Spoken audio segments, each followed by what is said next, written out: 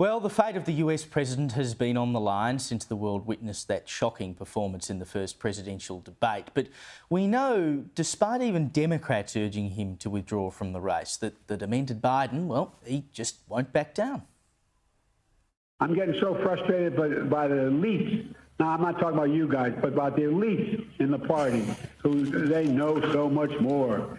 But if any of these guys don't think I should run against me, go ahead, announce for president. Challenge me in the convention. Ooh, he's getting angry. And the president then took the time to write a letter to his fellow Democrats saying, "I am firmly committed to staying in this race. I wouldn't be running again if I did not absolutely believe I was the best person to beat Donald Trump in 2024. But I suppose that is what a demented person would say, isn't it? Joining me now to discuss is the Australian's Washington correspondent, Adam Crichton. How on earth can Biden continue to justify that he is the man for the job? Well, clearly he's extremely determined and he's doubled down massively to the point that if he does ever step down, he's going to look rather silly. But I suppose a political cynic would say that he has to say this the whole time because he can't say anything else until he finally makes the decision to leave, which I think is still what's most likely to happen. I think there's too many people have come out now and said bad things about him on his own side that it's just giving so much fodder to the Republicans for their campaign. Oh, 100%. And I mean, Trump's saying now that it's Biden's ego that's getting in the way here. It's the only reason that he won't drop out. What do you make of that? Well, I think that's fair. I mean, before he ran in 2020, I think Biden gave a speech saying that he'd be the bridge to the future, you know, basically implying he'd only do one term. But he's hanging on for a second term. And plus, he's already been vice president for 8 years. So I think the greedy accusation is true, is fair.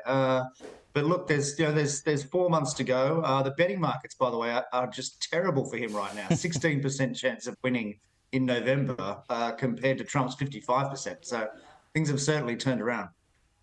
Yeah, I mean, I should have put some more money on before that debate on Trump, I mean, for that matter. But when you talk about, and look, I don't want to suggest that I have looked at his medical records, because of course I haven't. But look, I think we all know that there is some kind of diagnosis going on there with Joe Biden. And of course, when you try to deal with people who have dementia or Alzheimer's and you try to tell them that no, that's wrong, you can't do that anymore, or that's not quite how it used to be, they don't take very well to it.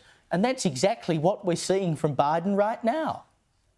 Yes, look, that's certainly true. And sometimes it manifests itself in yelling suddenly. And actually, that's what the president did in that Morning Joe clip that you just played earlier. I mean, he periodically yelled. I mean, the host was surprised. He's done that before in speeches. He suddenly yells. But it's just been a terrible few days for him on this so-called reassurance tour that he's trying to do. I mean, he said on the 4th of July that he was the first black woman in the White House. So I mean, that wasn't great. And then he said ho ho ho as if he was Santa Claus on the 4th of July to the audience. So these aren't great signs of reassurance. Yeah, but Adam, you can't say that he's not a black woman. He might well identify as a black woman. So you can't come on this program be so bigoted, Adam. I won't stand for it. Exactly. While we're talking about medical diagnoses, a Parkinson's expert was recorded as visiting the White House last week, which, as you can imagine, raised a few eyebrows. But White House Press Secretary Karine Jean-Pierre, she was quick to shut down any speculation. So I am telling you that he has seen a neurologist 3 times while he has been in this presidency. That's what I'm saying. I also said to you, for security reasons, we cannot share names. We cannot share names. Ooh, that wasn't just, look, nothing to worry about, was it? No, she was rather angry. But as it turned out, the doctor himself, I think, later clarified that he wasn't seeing Biden in particular in all of those visits. The White House has a very large staff, something like more than 1,000. And so sometimes doctors are seeing other staff. But I think the broader point is that now the media has changed its tune on Biden. These sorts of stories are going to drop all the time, and it's just going to undermine his standing, basically every week in the lead up to the election.